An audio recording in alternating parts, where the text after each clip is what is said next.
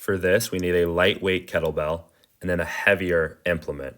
So here I have a 45-pound kettlebell and a 15-pound kettlebell. I'm gonna rack my light weight in front. That's a front rack position.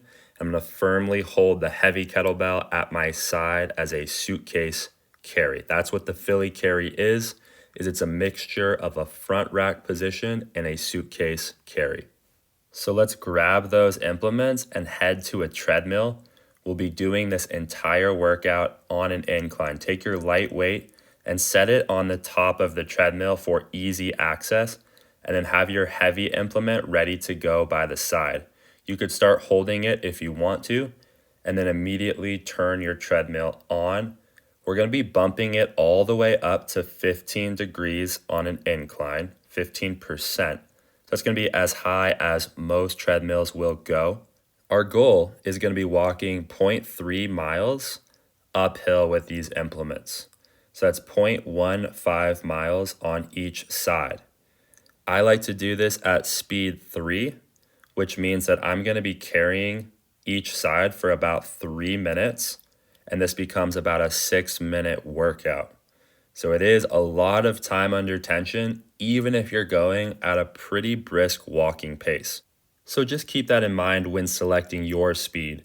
You want to be moving at a comfortable pace that is going to allow you to accomplish the 0.3 miles in an efficient amount of time. If you go too slow, it's going to be too much time under tension through the carry. If you go too fast, you're going to be compromising your form.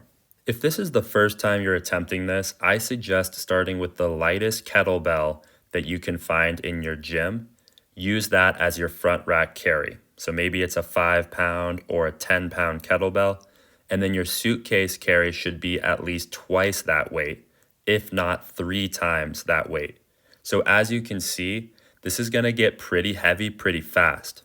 If you're using the lightest weights available to you already, and you need further regression, we're just gonna take a little bit of distance away. So the first time you attempt this, carry it as far as you can on the first side, then match it on the second side. So maybe you do 0.7 miles on each arm, you get 0.14 miles total. Record that number, record the weights that you used, and then next time you can aim to further that distance until you're carrying all 0.3 miles unbroken. At the halfway point, switch sides. I like to put my kettlebell up on the treadmill and then safely switch the suitcase weight. And now we're gonna do it all over again. So get ready to push yourself. After the halfway point, it gets extremely tough. As soon as you're accomplishing all of this work unbroken with perfect form, then you can consider progressing one of your weights in the smallest incremental progression available to you. So for example, if my front rack position felt pretty easy, I could go from a 15-pound kettlebell to a 17.5-pound kettlebell next time. So the reason we want our suitcase weight to be so much heavier is so that it puts a really imbalanced load through our body that we have to overcome through posture. So that's exactly what's happening on my left side. My obliques are extremely active as I'm fighting this lateral imbalance. And now our shoulder becomes extremely active through the front rack carry. So if you look at the whole torso on this movement, it's extremely active as it's trying to fight all of these imbalanced and oppositional forces, which is why this is such a tough carry. There's so much demanded from our musculature. At the end, try to hang on. This is a brutal carrying test.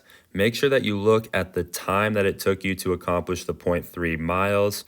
Record that time, record the speed that you held, and record the weights that you used, and any additional information that will help you in the future.